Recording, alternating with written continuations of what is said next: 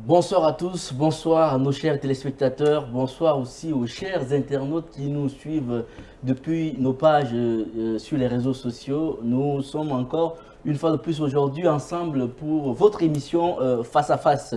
L'élection présidentielle du 6 mai 2024 s'est soldée par la victoire du candidat de la coalition pour un Tchad uni Mahamad Idriss Déby Itno à 61,03%. Suivi de son principal adversaire, Dr Assiola Succès Masra, de la coalition Justice et Égalité qui s'en sort avec 18,53%. Pourtant, le deuxième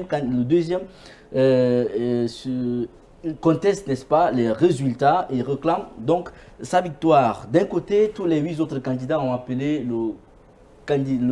le président élu de la coalition pour un Tchad uni, Mahamad Déby Itno, pour le féliciter pour sa victoire. Nous notons que les résultats sont provisoires et que le Conseil constitutionnel devrait normalement encore contester ou alors, en tout cas, affirmer ou alors rejeter. Donc, nous attendons la décision finale qui viendra du Conseil constitutionnel. En attendant, nous sommes sur ce plateau avec nos invités pour pouvoir analyser le déroulement de cette élection et parler encore d'autres sujets, mais relatifs bien sûr aux résultats provisoires qui ont été donnés. Donc nous avons l'honneur de recevoir sur ce plateau pour vous et chez vous, Monsieur Ndekombe François. Il est le 4e chargé de communication de la coalition pour un Tchad uni. Bonsoir et merci de répondre à notre invitation. Bonsoir Yacinthe, merci une fois de plus à Tchad Info. Bonsoir à tous les téléspectateurs, c'est un plaisir donc une fois de plus d'être sur ce plateau pour partager, débattre donc de ce thème. C'est un honneur pour nous de vous recevoir. Est-ce qu'il faut vous dire félicitations ou sinon on attend le Conseil constitutionnel alors? Non, vous pouvez en attendant dire félicitations. Comme vous l'avez dit, le Conseil constitutionnel va confirmer ou infirmer la décision, mais je crois qu'il faut d'abord nous féliciter et puis ensuite on attend la décision finale du Conseil constitutionnel. Allez, très bien, monsieur Ndekombe François, c'est un honneur pour nous de vous recevoir sur ce plateau. Nous avons également l'honneur de recevoir sur ce plateau pour vous et chez vous, monsieur Béral Mbaïkoubou. Il est conseiller au Conseil national de transition. Bonsoir, monsieur Béral, et merci de répondre à notre invitation. Bonsoir à toutes et à tous, et merci de l'invitation. Merci, tout l'honneur est pour nous en tout cas de vous recevoir. À l'annonce de la victoire de Mahamad Idriss Déby Itno, vous qui êtes le 4e chargé de communication de sa coalition qui a réuni en tout cas plus de 200 partis politiques, qu'est-ce que ça vous a fait de savoir que vous avez gagné les élections au premier tour, un coup KO comme vous avez l'habitude de le dire, à plus de 60%? Quel est votre sentiment? Quelle a été votre réaction d'apprendre que votre candidat a été élu au premier tour? Ok, très bien. Bon, avant de répondre à la question, je voudrais tout d'abord une fois de plus remercier Tchad Info. Et je dirais que je suis face à un ami et je ne dirais pas que je ne suis pas très confortable de discuter avec Béral Mbaïkoubou. C'est un ami de longue date et je crois que beaucoup plus, ça ne va pas être une confrontation parce que nous n'allons pas quand même nous battre au sens propre sur le plateau, je l'espère. Voilà, donc je referme la parenthèse. Pour répondre à votre question, c'est un sentiment de joie et de satisfaction et d'un devoir accompli. Parce que vous savez que cette victoire pour nous, ça n'a pas été une surprise.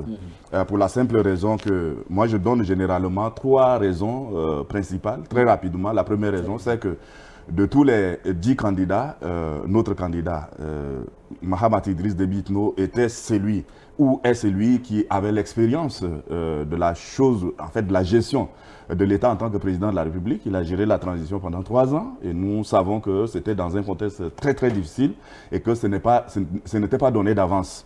De 2, il est soutenu par plus de 230 partis politiques, toute obédience confondue, sur les quelques 280 partis que compte le Tchad. C'est l'écrasante majorité, pour dire la quasi-totalité de la classe politique tchadienne qui soutient sa candidature. La 3e et dernière raison, il est celui-là qui a un programme de société ou un programme politique bien bâti sur 12 chantiers déclinés en 100 actions, un programme très concret. Donc moi je pense que pour toutes ces raisons-là, vous dire que nous sommes surpris de la victoire, je ne le pense pas. Je crois que c'est attendu. Le score, moi, je trouve qu'il est aussi conforme par rapport à tout ce que j'ai décrit, même si moi, je pensais que le score pouvait être un peu supérieur. Mais n'empêche, 61,03%, c'est un score donc raisonnable dans un contexte qu'on connaît avec des candidats. Il y a certains candidats de poids qui étaient aussi en face dans cette élection-là. Donc moi, je pense que c'est un score qui nous satisfait également. Très bien. Merci, M. Dengombe François, pour votre analyse. Et nous revenons à M. Béral Mbaïkoubou. Vous, en tant que citoyen tchadien, en tant que conseiller, à l'annonce de la victoire du candidat Mahamat Idriss Déby Itno au premier tour de l'élection présidentielle du CIM, quel a été votre sentiment? Est-ce que vous avez été surpris ou bien est-ce que vous vous attendiez à ce résultat? Moi, par rapport aux résultats qui ont été donnés, à l'instar de mon grand frère et ami Dengombe François, je n'ai pas été surpris par les résultats, mais je n'ai pas été surpris pour d'autres raisons que les siennes. Et ce sont malheureusement des raisons négatives. J'ai été parmi les tout premiers à critiquer la mise en marche du processus de transition. Depuis la mise en place de la CONOREC, j'avais déjà dit que le ver est dans le fruit. C'est-à-dire le ver de la kakistocratie, de la mauvaise organisation et du trucage était déjà dans le fruit de la refondation que tout le monde caressait avec beaucoup d'espoir. La CONOREC a été très mal constituée. Ça conduit à un référendum très très mal organisé, suivi de la mise en place de l'Agence nationale de la gestion des élections, ANGE, que j'avais dit en son temps qu'elle était une structure diabolique qui portait un nom complètement antinomique, à savoir cette appellation d'ANGE. Donc pour moi, cette proclamation de résultats vient une fois de plus porter un coup de poignard au cœur du peuple tchadien qui avait mis la totalité de son espoir dans ce processus électoral pour voir sa condition de vie changer. La première raison, c'est que la célérité avec laquelle les résultats ont été proclamés, c'est-à-dire que nous avons tous voté le 6 mai et à peine 3 jours plus tard, l'on nous proclame les résultats provisoires. Alors qu'il vous souviendra, tout le monde a été mis au courant du communiqué invitant les candidats à envoyer leurs représentants participer au dépouillement des procès-verbaux. Lorsque vous avez 8,2 millions de votants au total, si nous prenons la participation en tant que telle, c'est environ 6 millions de personnes qui sont allées voter.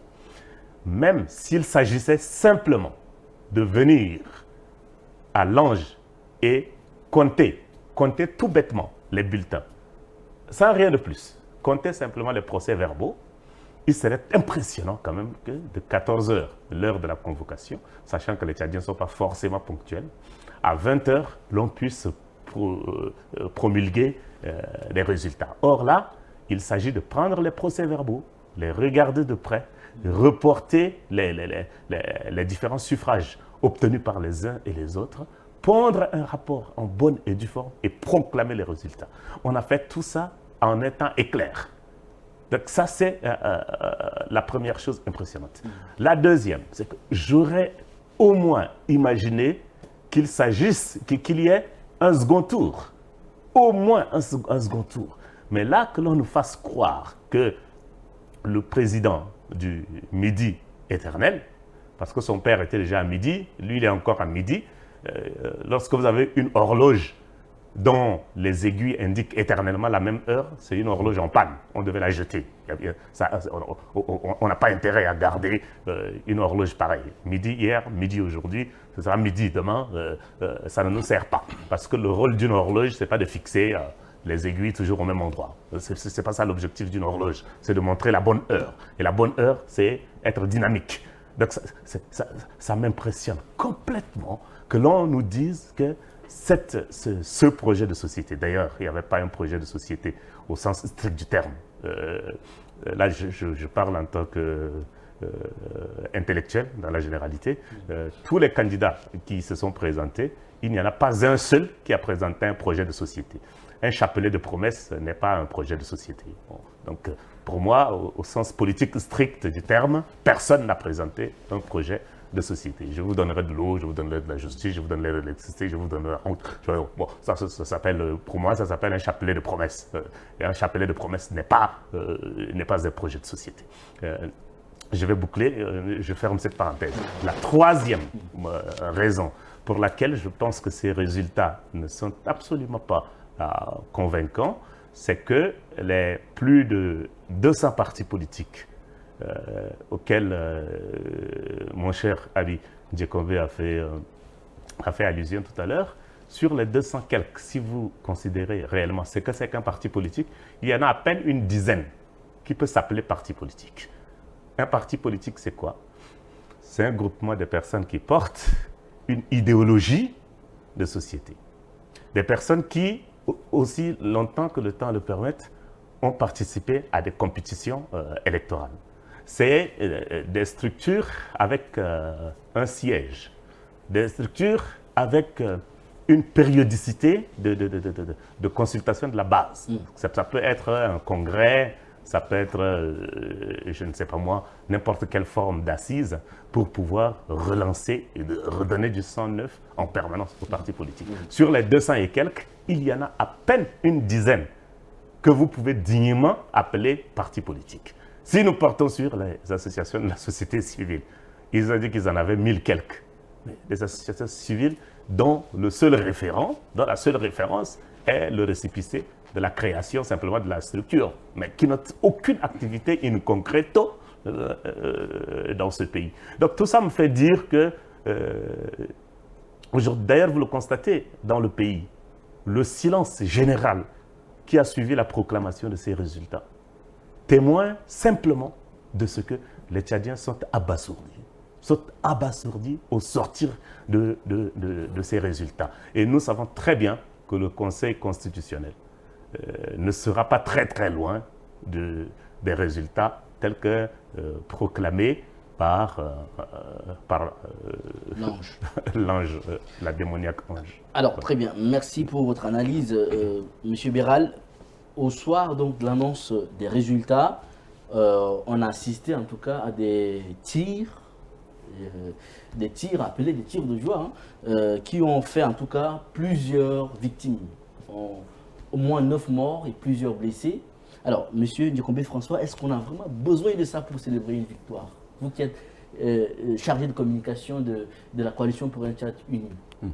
Ok, bon, mais permettez qu'avant de répondre à cette question-là, je bondisse un peu sur les propos de mon cher ami Béral Mbaye-Kobo.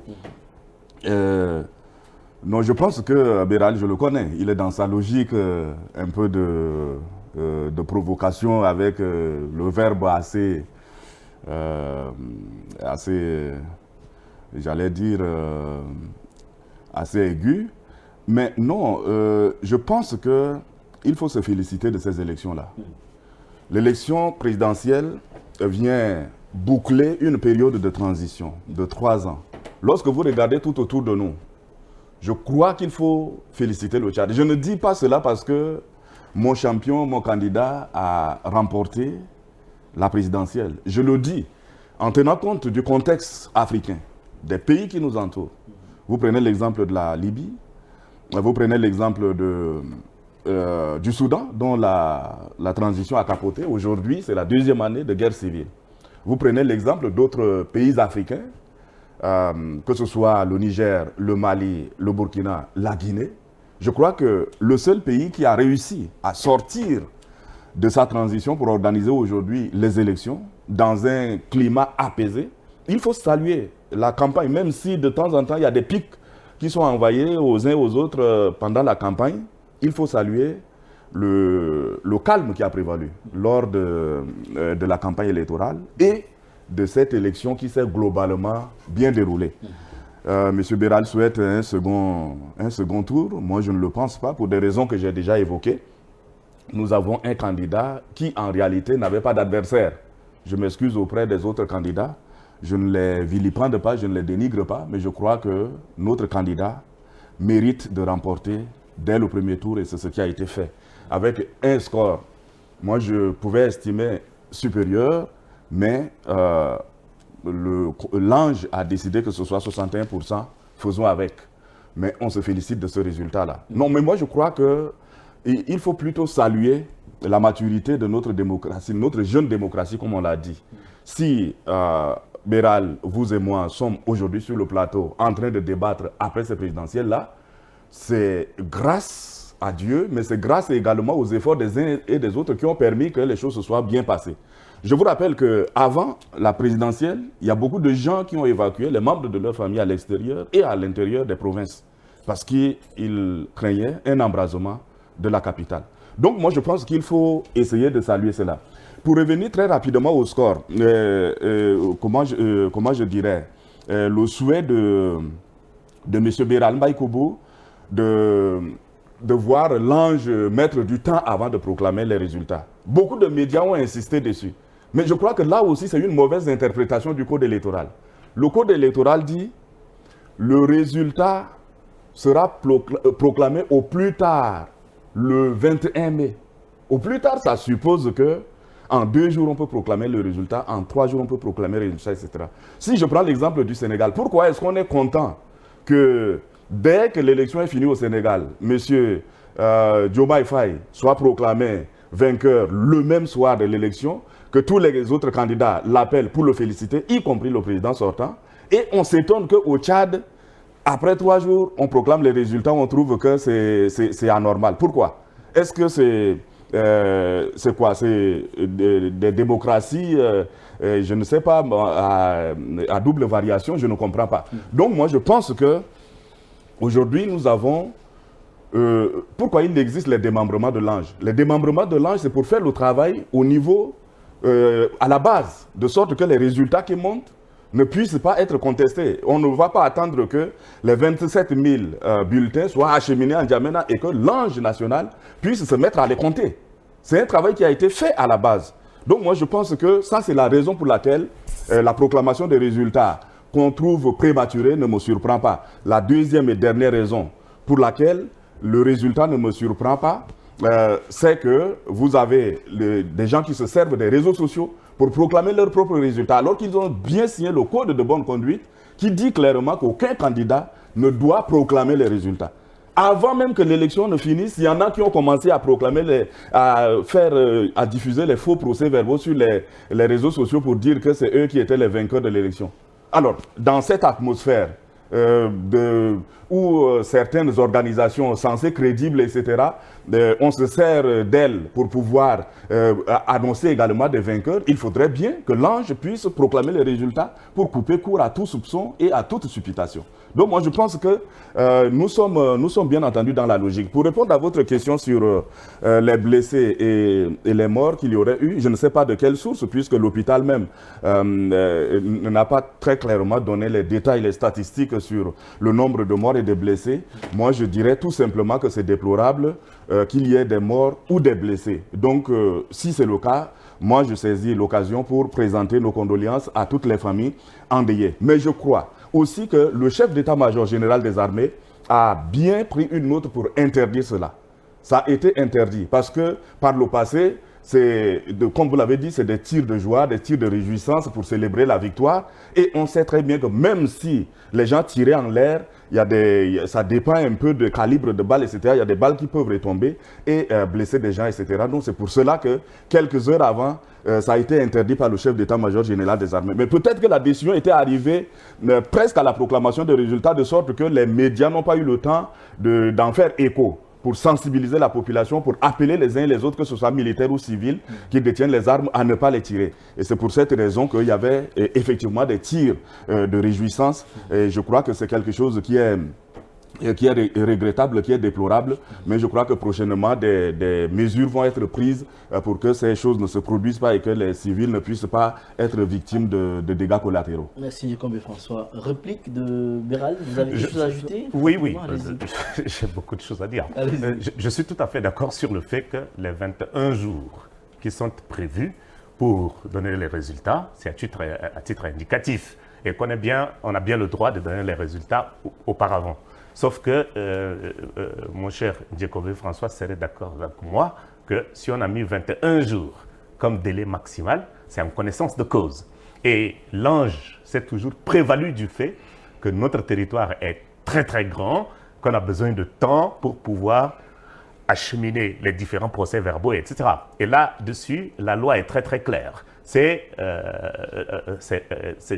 l'agence centrale qui est censée compiler les différents résultats des différentes circonscriptions et en donner les résultats globaux.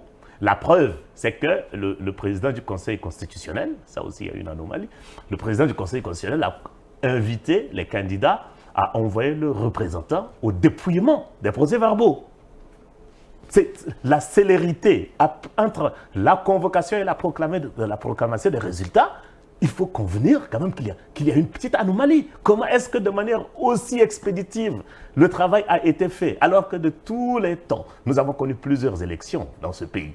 Lorsque mon vis-à-vis considère l'exemple du Sénégal, nous n'avons premièrement pas le même territoire. Deuxièmement, on n'a pas le même système de vote. Troisièmement, on n'a pas la même mentalité démocratique. Et d'ailleurs, lui-même l'a dit tout de suite que ce sont les adversaires même du gagnant qui l'ont tout de suite appelé pour le féliciter. Il n'y a pas de contestation autour des résultats au Sénégal. Tout comme il n'a jamais été interdit à personne de publier, sous quelque forme que ce soit, les procès-verbaux affichés dans les bureaux qui tombent dans le domaine public. On se le rappelle bien. Ça, c'est la base du droit, c'est clairement ça. Lorsqu'un document est public, je ne vois pas au nom de quoi, après coup, on va interdire aux uns et aux autres de le publier. Quelle est la différence entre afficher un résultat sur le mur d'un bureau de vote et le publier sur les réseaux sociaux? La différence n'existe que sur les supports. C'est que les uns le font de manière virtuelle et les autres sur un mur. C'est la seule différence. Donc c'est complètement incongru. Ça n'a absolument pas de sens. C'est-à-dire que cette élection qui vient de se passer montre à suffisance que le Tchad va encore longtemps s'embourber. Et j'embraye là-dessus pour dire la chose suivante. Tout à l'heure, M. Djekobe François nous a expliqué que leur candidat est le seul à avoir l'expérience parmi les candidats, l'expérience de la gouvernance en tant que président de la République, en tant que chef d'État. Je lui donne parfaitement raison là-dessus. Sauf que c'est un chef d'État catastrophique. Depuis 3 ans, tout ce que le Tchad a connu avant ces 3 années se sont aggravés depuis qu'il est arrivé. Qu'il s'agisse des conflits intercommunautaires, qu'il s'agisse de la répression de différentes manifestations, qu'il s'agisse de la kakistocratie, c'est-à-dire la gouvernance de la médiocrité dans notre pays, qu'il s'agisse des nominations par le clientélisme, le favoritisme et tout ce qui est contre l'orthodoxie républicaine, votre candidat s'est illustré par le négatif. Et là, on lui donne une onction pour faire encore en mieux.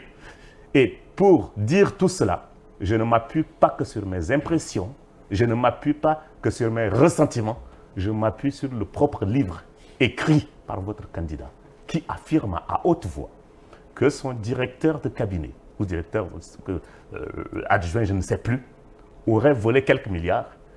Et quand il a avoué, il a reconnu avoir volé ça, il l'a laissé tranquillement. Voilà un président qui nous avoue dans un livre avoir donné le blanc-seing à un voleur de continuer ses œuvres à la tête de l'État.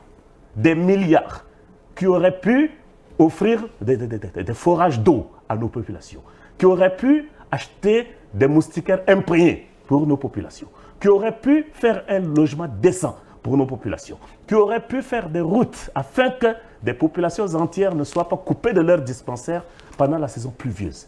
Et un individu les met en poche et on les laisse tranquillement. Pour terminer, sur les tirs de joint. D'ailleurs, voilà un oxymore que je n'arrive pas à comprendre. Nous sommes dans un pays où on tire pour tout et n'importe quoi. Les gens se marient, ils tirent. Les gens se bagarrent, ils tirent. Les gens, excusez-moi d'être un petit peu vulgaire, les gens baisent en auberge et ils sont contents de leur éjaculation, ils tirent. On tire pour tout et n'importe quoi. Est-ce que l'on a besoin, dans un pays normal, que le chef d'état-major général des armées sorte un communiqué pour dire qu'il est interdit de tirer des armes à feu après les résultats? Pourquoi on a besoin de dire ça? Pourquoi on a besoin de dire ça? Dans un pays normal, on n'a pas besoin de le dire parce que ça ne se fait pas, simplement. On n'a pas besoin de tirer pour se réjouir. Non. Les armes à feu sont des instruments dangereux. Et personne n'a le droit de s'en servir comme si c'était un jouet. Il existe des feux d'artifice dans notre pays comme partout ailleurs. Si les gens veulent manifester leur joie, qu'ils aillent acheter des feux d'artifice. Si vous êtes capable d'acheter un pistolet, ce n'est pas un feu d'artifice qui va vous dépasser en termes économiques et financiers. Donc pourquoi on aurait besoin, même dans un... C'est comme... Je suis allé avec mon épouse une fois dans un hôpital. Elle a lu sur le mur, interdit de cracher sur le mur. Est-ce qu'on est encore un pays normal? Pourquoi on a besoin d'expliquer à quelqu'un qu'on ne crache pas sur le mur? C'est une banalité basique.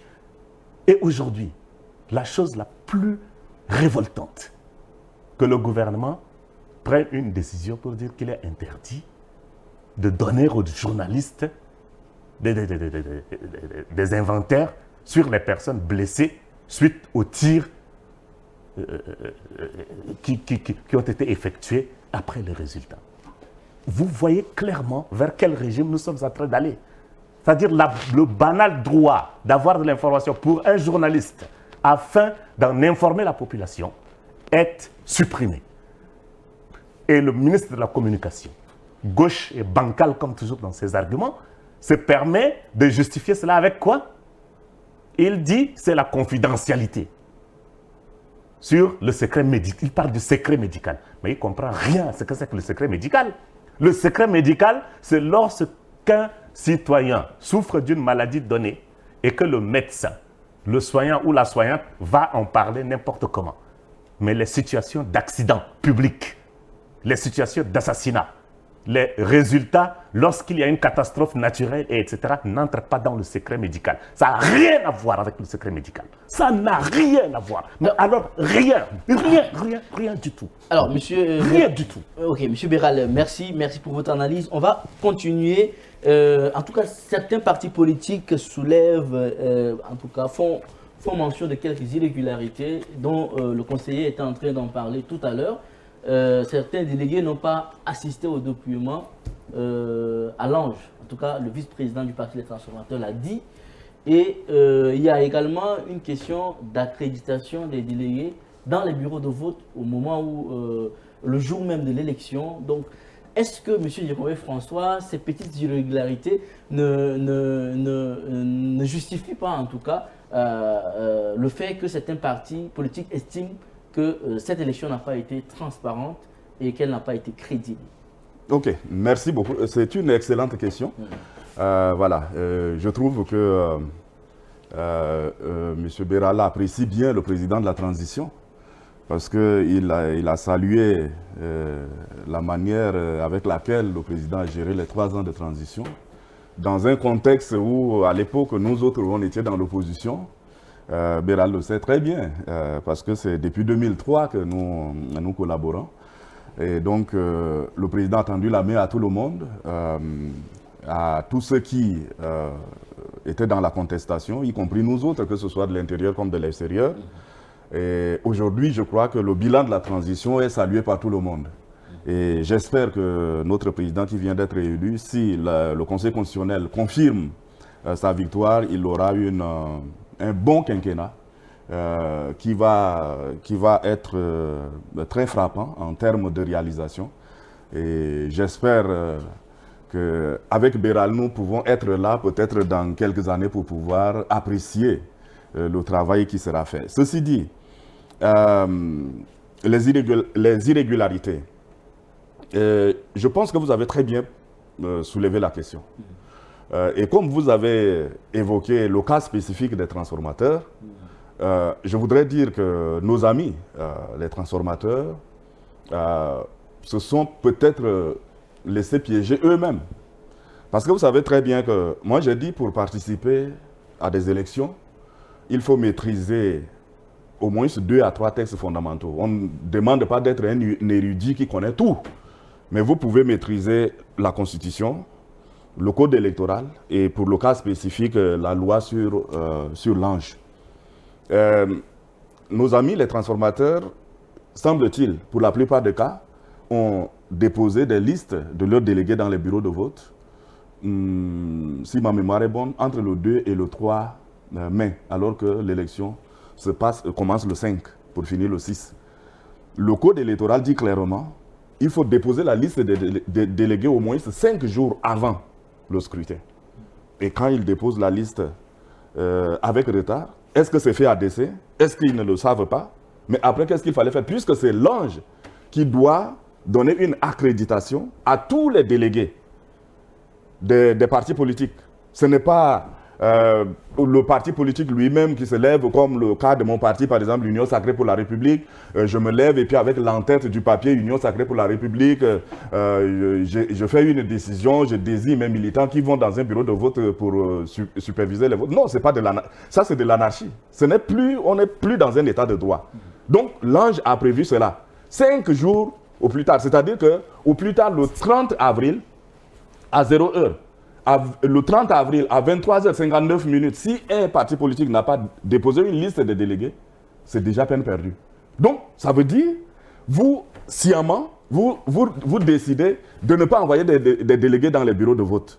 À quel dessein, Dieu seul sait. Donc, et c'est pour cette raison que vous avez vu qu'il y a des gens, des délégués, prétendument faux délégués, saisis avec des attestations qui ne sont pas conformes à la loi, c'est-à-dire des attestations qui ne sont pas émises par l'Agence nationale de gestion des élections. Et ces faux délégués-là, entre griffes, ont été même appréhendés, ont été interpellés. Donc moi, je pense que c'est un piège, peut-être, ça a échappé certainement à nos amis les transformateurs, mais moi je crois que quand on décide d'aller à une élection, à une élection aussi importante, il faut prendre des dispositions et surtout que, je suppose, ils ont également des juristes, des érudits, du droit, etc. Dans leur rang, ils auraient pu prendre des dispositions pour éviter cela. Donc, pour certains observateurs, c'est fait à dessein. Et lorsque vous arrivez et que vous vous rendez compte, vous arrivez dans un bureau de vote avec des délégués qui n'ont pas été accrédités clairement, vous faites quoi?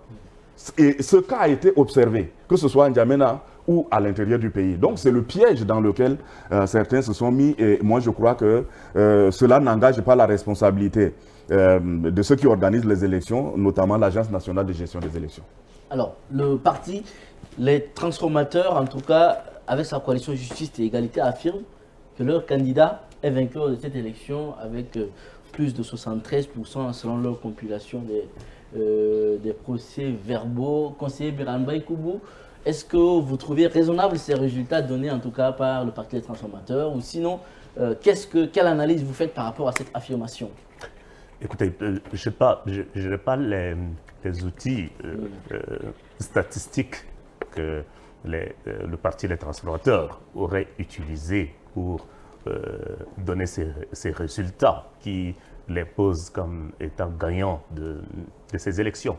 Mais une chose est certaine,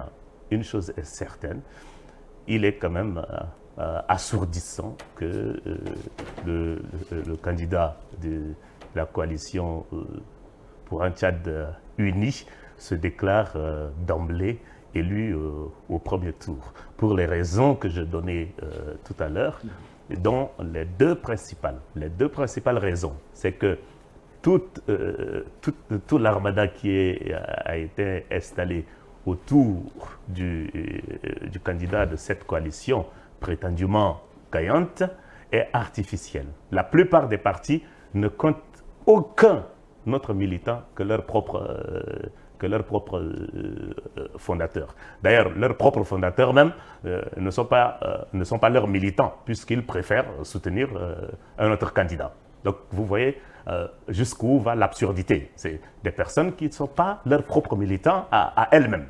Ça c'est la première chose. Le deuxième élément, c'est que même si il est difficile de donner des chiffres de manière absolue et certaine, l'on peut considérer que cette élection-là n'eût été la falsification des uns et des autres. C'est une des élections les plus incertaines qui soient. Donc, à la grande rigueur, comme je l'ai dit, on serait allé à un second tour, peut-être avec 2 candidats, dont l'une ou l'autre pourrait se distinguer à un second tour de scrutin. La dernière chose qu'il faut considérer, je ne comprends pas, au-delà des résultats qui sont donnés avec précipitation, la précipitation également compte eu les autres candidats très vite de féliciter le supposé, le présupposé gagnant de l'élection. Ça n'est pas possible. 8 candidats ça n'est pas possible que de manière aussi précipitée. Moi, j'ai commencé à avoir mes premiers doutes dès le 5 mai, lorsque le vote des militaires, alors même que je me suis toujours félicité du fait que cette année, les militaires allaient voter en dehors des casernes et que cela allait être gage de transparence et de secret de leur vote, nous avons eu écho de ce que des militaires ont été surveillés dans leur vote par leur chef hiérarchique. Et que tout ça n'émeuve personne. Et ces 8 candidats-là, comme des courtisans, comme des garçons de chambre, s'alignent pour se précipiter à féliciter, se donner pour gagnant de la dernière élection. Une personne qui va nous conduire tout droit dans le mur. Qui va nous, contrairement à ce que mon cher ami Ndjekove disait tout à l'heure, qu'on va être une mandature de grande réalisation, etc. Non, non. Moi, j'ai eu 3 ans pour apprécier le président qui est en place et qui va certainement, après les déclarations du Conseil constitutionnel, devenir notre prochain président de la République. J'ai la conviction qu'il va nous amener dans la division la plus totale, le communautarisme, le clanisme, le vol à ciel ouvert. C'est un président, ce sera un président toxique, négatif pour notre pays. Je prends le pari ici sur votre plateau, et si dans quelque temps je me trompe, j'aurai l'honnêteté de revenir vous dire que j'avais mal apprécié le chef de l'État, mais qu'il est positif. Sinon, à l'issue des 3 ans qui ont constitué sa gestion jusqu'à maintenant, je le redis, c'est quelqu'un de nocif pour notre pays. Il est négatif pour notre pays et je crains fort que bientôt, peut-être on va nous proposer une loi, je peux le faire moi-même si c'est nécessaire, pour qu'on arrête de s'appeler Tchad. Et désormais, on n'a qu'à baptiser notre pays Ethnoland. C'est plus simple comme ça. Parce que c'est une même famille, on va continuer à se relever. Donc, enlevons le Tchad, ça s'appelle Ethnoland et nous sommes des locataires. On va regarder cette mascarade se poursuivre comme ça. Mais je vous dis, il sera négatif pour notre pays. Le conseil Béral a dit, 8 candidats, et c'est connu de tous, 8 candidats, je l'avais même annoncé à l'entame de notre débat, 8 candidats ont appelé le président Mahamat pour le féliciter pour sa victoire. Un seul des perdants, parce qu'il y avait 9 perdants, un gagnant. Donc, à l'exception du président Brice qui a appelé à ce que son nom soit retiré de la liste de ceux qui ont félicité. Ah, très bien. Bon, c'est une information. Donc, voilà. Donc, 2 candidats, supposons, n'ont pas félicité le président Mahamat. Le principal parti adversaire, disons, à votre candidat, dit qu'ils ont gagné les élections à 73%. Qu'est-ce que vous répondez? Vous êtes serein, vous dites que ça va, tout va bien se passer et tout. Qu'est-ce que vous vous dites? Ou bien vous dites que voilà, peut-être qu'ils ont raison quelque part. Alors, je pense que Béral tient des propos très virulents. Mais Béral, il est connu, hein, c'est pas moi qui dois apprendre aux téléspectateurs ou bien aux autres à le connaître, donc il est responsable de ses propos. Mais je voudrais rassurer Béral que d'ici quelques mois ou quelques années, si Dieu nous prête vie et que Yacine nous invite encore sur son plateau, il va certainement dire qu'il s'est trompé. Et il présentera des excuses publiques au président. Non, mais je crois que le président a été caricaturé. Ce n'est pas cette personne-là que moi j'ai découvert depuis 2021 jusqu'à présent. Moi, je pense que nous avons un très bon président qui aura un très bon quinquennat, qui va mettre donc le Tchad sur les rails.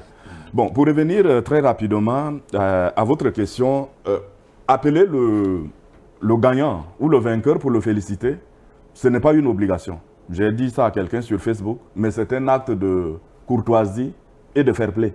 J'ai expliqué par le fait que les catcheurs ou les boxeurs ou ceux qui pratiquent les arts martiaux, après s'être battus, s'être déchirés les lèvres, la figure, etc., sur un ring, à la fin du combat, ils se saluent, ils se congratulent. Donc moi je pense que c'est un acte de courtoisie simplement. Maintenant, certains l'ont fait, ou bien beaucoup l'ont fait. Parmi eux, un seul candidat se déclare vainqueur. Moi, je reste toujours dans ma logique d'avoir un candidat qui n'était pas allé se présenter en indépendant ou qui n'a pas été soutenu par un seul parti. Même si Béral dénigre un peu les autres partis, qu'ils n'ont pas de militants, etc., etc., toujours est-il que derrière lui, il y a 230 partis. Et en politique, il y a aussi la dictature du plus grand nombre. Il faut l'admettre. Que ces 230 partis-là, on ne dira pas que de 1 jusqu'à 230, ces 230 partis n'ont pas de militants. Et que c'est ceux qui sont en face qui ont des militants. Dans la mesure où certains de ceux qui sont en face, qui se réclament vainqueurs, je voudrais parler des transformateurs, au moment où on faisait le recensement, etc., d'aucuns ont appelé à des boycotts de l'élection. Oui, on ne va pas supporter la dynastie, oui, nous sommes pour la justice, l'égalité, etc. Nous allons prendre le pouvoir par la rue, etc., etc. Ils n'ont pas appelé à se faire recenser.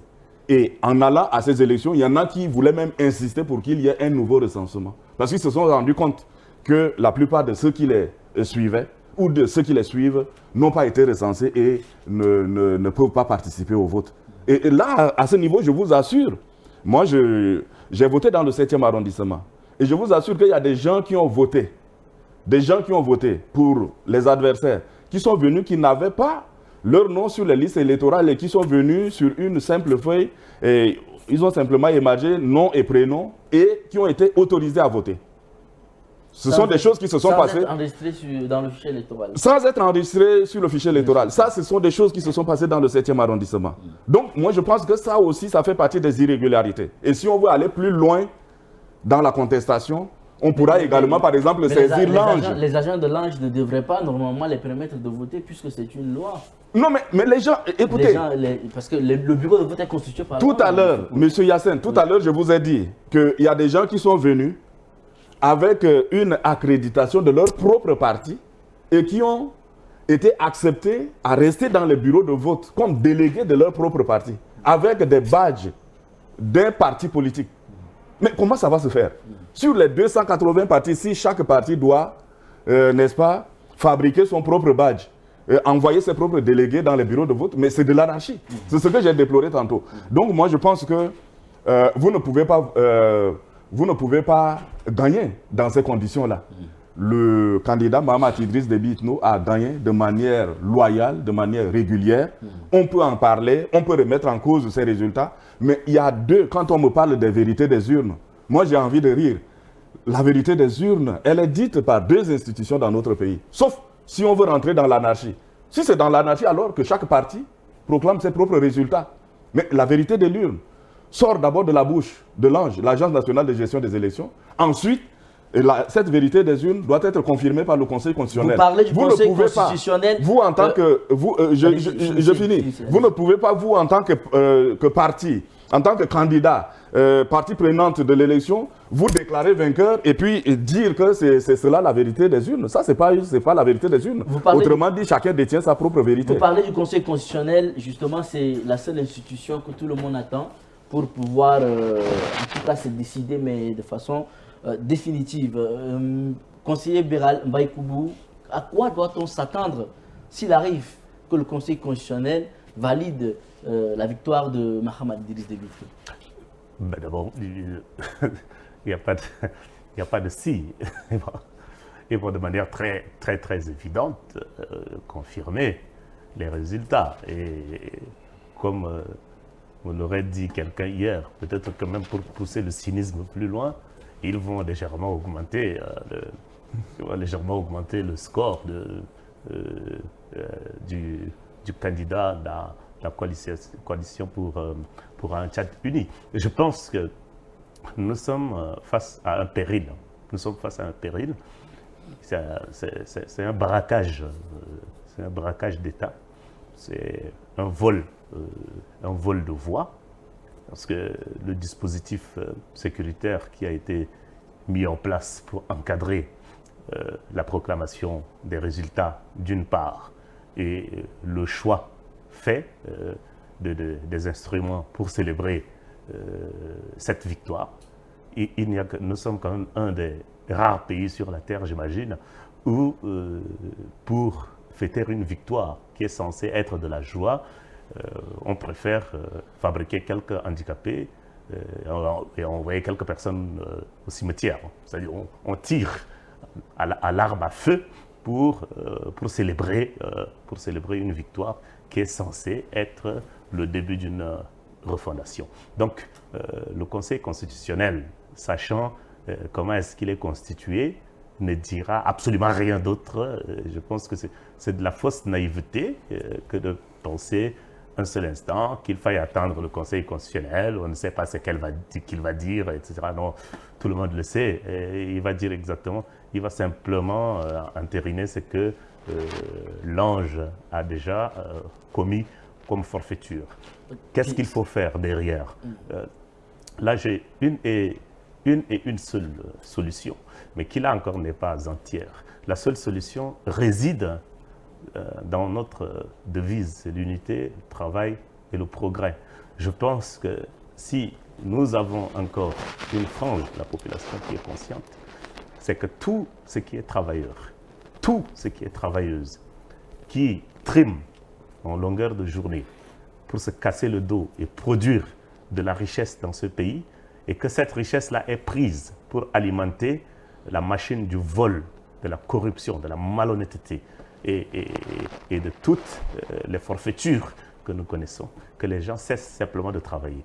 Nous sommes fatigués de donner notre énergie à produire de la richesse pour un système qui nous écrase, qui nous opprime et qui nous humilie. Et quand je dis que la solution que j'ai, elle n'est pas globale, c'est parce que malheureusement, nos travailleurs et travailleuses n'ont pas suffisamment de revenus mis de côté, ou etc., pour oser cesser de travailler, parce qu'au bout de quelques semaines, on va cesser de leur verser leur salaire et ce sera intenable. Donc c'est une solution qui est intellectuellement envisageable, mais difficile à mettre en œuvre in concreto. Donc la seule solution que j'imagine, c'est ça, c'est que nous, Tchadiens, cessions de travailler pour que notre sang, notre sueur, nos muscles et notre chair continuent d'alimenter un système complètement scélérat et qui nous maintient dans l'esclavage. Ce qui vient d'être fait est flagrant. Nous ne pouvons pas continuer d'accepter. Cette victoire n'en est pas une. Cette victoire est fausse. Cette victoire est falsifiée. On a volé le peuple tchadien. Je ne dis pas que tel ou tel candidat est plutôt le gagnant. Je dis simplement que lorsque j'agrège l'ensemble des circonstances qui ont entouré la proclamation de ces résultats, je tire de manière très logique qu'il est impossible de donner des résultats en si peu de temps et de manière au forceps comme ça, comme quoi c'est le candidat du midi ou de minuit, j'en sais plus, je n'en sais rien, qui aurait gagné. Alors, je pense qu'au minimum, on aurait dû avoir si le Conseil constitutionnel valide la victoire de Mahamat Idriss Déby Itno et que le parti Les Transformateurs continue dans sa contestation, est-ce qu'on doit craindre, M. Béral, des crises post-électorales, pardon, des crises post-électorales? Oui, il y aura une crise post-électorale. Maintenant, on se pose la question sur la forme que cela va prendre. J'espère vivement que nos jeunes frères et sœurs, que nos concitoyens ne sortent pas dans la rue pour se jeter dans la gueule du loup, dans la gueule des personnes qui n'ont aucune considération. Merci, M. Béral, pour votre... Qui n'ont aucune considération pour la vie. Merci. Et qui, de toute façon, vont être amnistiés comme cela a été déjà fait. Donc, j'espère vivement pas, mais une crise post-électorale, ça c'est sûr, il y en aura. Monsieur Djekombe François, on revient à vous, même question. Les Tchadiens attendent, en tout cas, la décision finale du Conseil constitutionnel pour pouvoir se situer. Et s'il arrive que le Conseil constitutionnel valide donc la candidature la victoire de votre candidat, et que les partis en face contestent les résultats, est-ce que on doit craindre qu'il y aura des crises post-électorales? Ok. Bon, moi je crois que parmi les 10 candidats, il y a un qui s'est déclaré vainqueur avant même les résultats. Le 9, à 1 heure ou 2 heures de temps avant les résultats, un des candidats s'est précipité pour se déclarer vainqueur. Donc c'était une intention réelle de créer une crise post-électorale. Donc, je pense que la crise post-électorale, elle est là déjà. Alors, est-ce que c'est une manière de faire monter les enchères? Je ne sais pas. Ou bien est-ce que c'est une intention réelle? Parce que moi, je pense que nous faisons tous la politique, nous faisons des analyses, nous avons des informations à tous les niveaux, que ce soit au niveau du pays, que ce soit au niveau de l'international. Et il y a des candidats également, peut-être qui sont également soutenus par l'extérieur et qui disent, bon, de toutes les manières, vous participez, mais considérez que vous avez déjà gagné. Et au sortir de l'élection, soyez le premier à dire que vous avez gagné, on va vous soutenir. Donc moi, je pense que ça aussi, il faut tirer la sonnette d'alarme par rapport aux pays amis, aux pays extérieurs, etc., qui sont en train de regarder le Tchad à la loupe et dans un esprit de destruction du pays. Moi, je pense que ces pays-là, grandes puissances soient-elles, doivent donc faire très attention parce qu'aujourd'hui, le Tchad, ils ont même l'habitude de ces grands pays de dire que le Tchad occupe une place assez stratégique dans la sous-région et c'est un pays qui a beaucoup apporté. Par exemple, dans le système des Nations Unies, aujourd'hui, avec plus de 2 millions de réfugiés. Si on veut que le Tchad soit aujourd'hui à feu et à sang, c'est à l'avantage de qui? Donc moi, je pense qu'il faut mettre en garde ces puissances qui soutiennent tel ou tel candidat, parce qu'ils estiment que c'est donc leur candidat, c'est leur personne. Maintenant, la crise, moi je suis d'accord avec ce que disait le conseiller Béral. Notre pays a déjà souffert par le passé. Et le passé récent, c'est les événements du 20 octobre. Je crois que vous et moi, nous avons tous vécu ces événements-là. Nous autres, en décidant d'aller au dialogue, à l'époque, on a été traités de tous les noms d'oiseaux. De tous les noms d'oiseaux. Oui, le vendu, le traître, le ceci, le cela. Avec le temps, tout le monde est revenu dans le dialogue. On dit non, mais on est revenu dans le dialogue, pas pour les mêmes raisons. Aujourd'hui, le 20 octobre est resté comme quelque chose dans la tête des Tchadiens. Et il ne faudrait pas que le 20 octobre se répète encore à l'issue de ces élections. Et c'est pour cette raison que moi je dis, il ne faudrait pas que nous les leaders, quand il arrive quelque chose, nous puissions prendre le soin de nous mettre à l'abri et que nous puissions mettre des victimes innocentes sur le terrain, en appelant à la politique de la terre brûlée, alors, en appelant à la destruction du pays, etc. Donc moi je pense que s'il y a une crise électorale, les voies de recours sont là. Les textes disent, à l'issue du premier tour, de la proclamation des résultats par l'Agence nationale des élections, si un parti se sent ou un candidat se sent lésé, il a 5 jours pour saisir le Conseil constitutionnel, pour pouvoir revendiquer. Maintenant, Si vous ne saisissez pas le Conseil constitutionnel et que vous pensez avoir une autre voie de recours, alors moi je crois que nous ne sommes plus dans le cadre de la République. Monsieur Djokobé François, s'il arrive que la victoire de votre candidat soit confirmée et que tout se passe bien, comment est-ce que vous comptez unir le pays et travailler avec tous les citoyens, y compris ceux qui n'ont pas voté pour vous, de manière à ce que le pays puisse progresser et puisse favoriser en tout cas la réconciliation nationale? Comment comptez-vous vous prendre pour rendre cela possible? Très bonne question. Je crois que notre candidat, sinon le président élu, a déjà répondu à cette question. Il a fait une déclaration où il a dit qu'il est élu président de tous les Tchadiens, y compris de ceux qui ne l'ont pas élu, y compris des provinces où il n'était pas favorable, où il a été entre griffes rejeté. Il est le président de tous les Tchadiens. Et moi, je pense que ça, c'est un message fort. Depuis 3 ans, le président Mahamat Idriss Déby Itno a toujours tendu la main. Et moi, je pense que si je suis aujourd'hui dans le processus de transition, en train donc de, entre griffes, changer de langage, comme ceux qui me connaissaient par le passé et qui peuvent constater, etc., c'est parce que j'ai cru à sa politique de main tendue. Il va continuer à faire ce travail-là à l'endroit de tous ceux qui continuent par contester, y compris des groupes rebelles qui n'ont pas encore jusqu'à présent déposé les armes, etc. Donc moi je crois que le processus de transition est continuel. Il va continuer à œuvrer dans ce sens. L'autre chose que je voudrais dire, c'est que lorsque vous prenez le meeting de clôture, notre candidat était le seul à avoir une posture, j'allais dire, un peu au-dessus de la mêlée, en reconnaissant que la campagne s'est très bien passée et que chaque candidat était libre de battre campagne dans toutes les provinces du Tchad, du nord au sud, de l'est à l'ouest, même si par moment il y avait des invectives entre les candidats, il y avait des pics qui étaient envoyés à gauche, à droite. Il a reconnu que c'était dans le tempo de la campagne et que maintenant il faut aller à l'élection et continuer à faire la paix. Donc je crois que sa main reste tendue. Merci.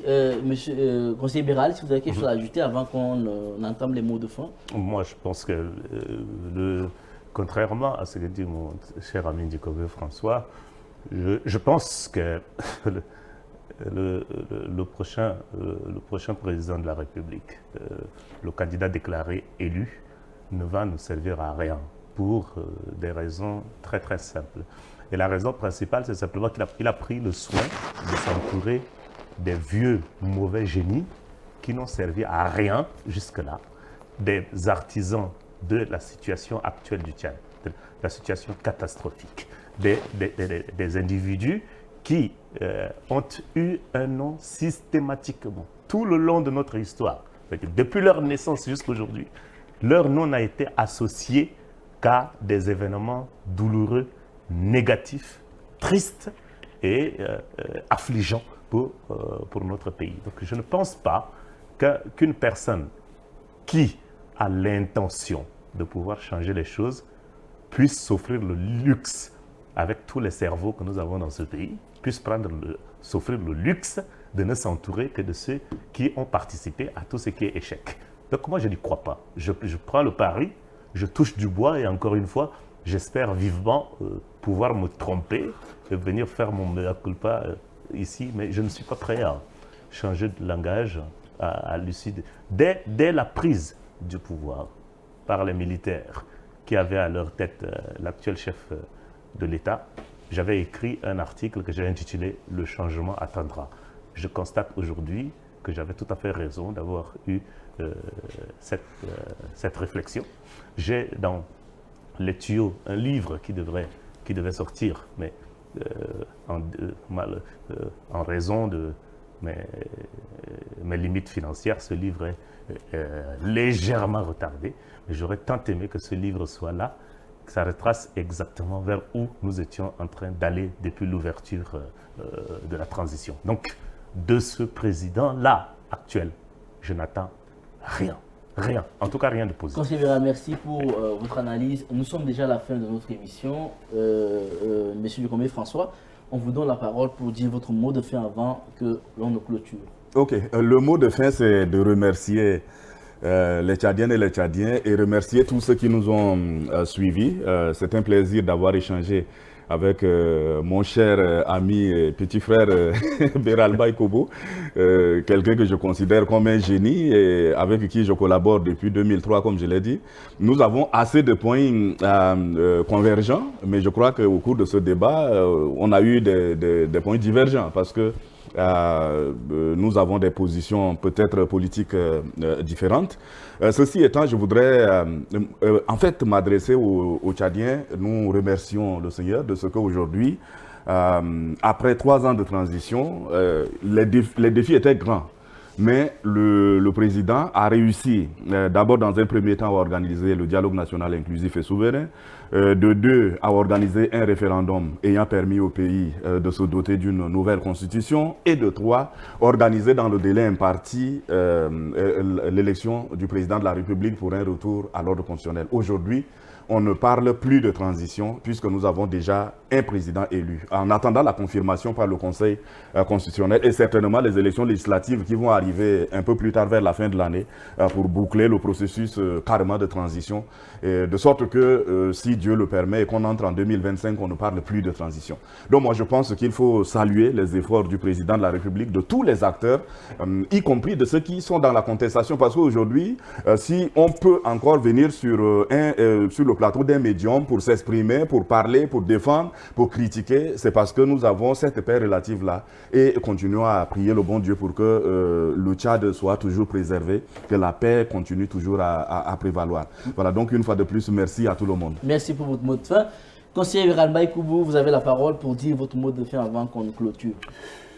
Mon mot de fin, c'est de dire, je vous remercie d'abord de l'invitation et je vous remercie surtout d'avoir eu cette petite espièglerie aujourd'hui de me mettre sur un plateau assez inconfortable parce que je suis avec un grand frère, on n'a pas trop de divergences. Hein. Notre première divergence est intervenue avec cette élection. On a toujours avancé ensemble. Mais ce que je voudrais dire au peuple tchadien, c'est de ne pas, il ne faut pas s'écrouler. Il ne faut pas s'écrouler parce que c'est un grand coup de massue que tout le monde a reçu sur la tête avec les résultats qui viennent d'être proclamés. Et si vous ne voyez pas de réaction par-ci, par-là, ce n'est pas que les gens se sont résignés, mais tout le monde est abasourdi face à ce qui s'est passé comme élection, résultats, etc. Nous faisons du surplace. Nous faisons du surplace et c'est triste.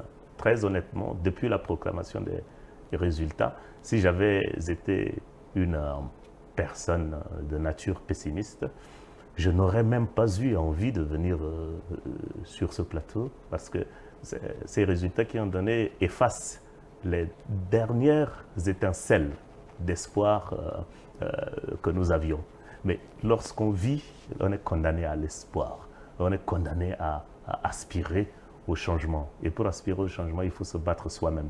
Et la dernière chose que je voudrais dire, c'est que l'on cesse de dire, comme on l'entend éternellement, que les Tchadiens cessent de se dire que c'est Dieu qui donne le pouvoir. Non, Dieu ne donne pas le pouvoir. Parce que si c'était Dieu qui donnait le pouvoir, je ne sais pas exactement ce que nous, on lui aurait fait de mal pour que depuis 60 ans, il ne passe son temps qu'à nous infliger des mauvais dirigeants. Donc ce n'est pas Dieu qui donne le pouvoir, c'est à nous de prendre le pouvoir. Et les gens ne doivent pas baisser le bras. Il faut rester debout, ne pas plier devant les intimidations, ne pas avoir peur des persécutions, ne pas avoir peur du terrorisme d'État à longueur de journée avec la bandaison des muscles, la démonstration des armes, etc. Il ne faut pas avoir peur. Restons debout et nous pouvons changer les choses. Et surtout, arrêtez de compter sur la communauté internationale. Nous sommes les premiers acteurs de notre changement et c'est nous qui pouvons changer les choses. Je vous remercie. Merci, conseiller Béral. Je rappelle que vous êtes conseiller national au Conseil national de transition. Monsieur Djokobé François, merci aussi à vous d'être là sur ce plateau. Vous êtes le 4e chargé de communication de la Coalition pour un Tchad uni. Chers téléspectateurs, chers internautes, nous vous remercions en tout cas de nous avoir suivis de bout en bout durant tout ce débat où on a parlé du déroulement de l'élection présidentielle et on a analysé ensemble en tout cas les résultats provisoires qui ont été donnés. On reste donc dans l'attente des résultats définitifs qui seront proclamés en tout cas par le Conseil constitutionnel. D'ici là, nous vous remercions de nous avoir tenu compagnie. Portez-vous bien et très bonne suite de programme sur votre chaîne d'information Tchad Info TV.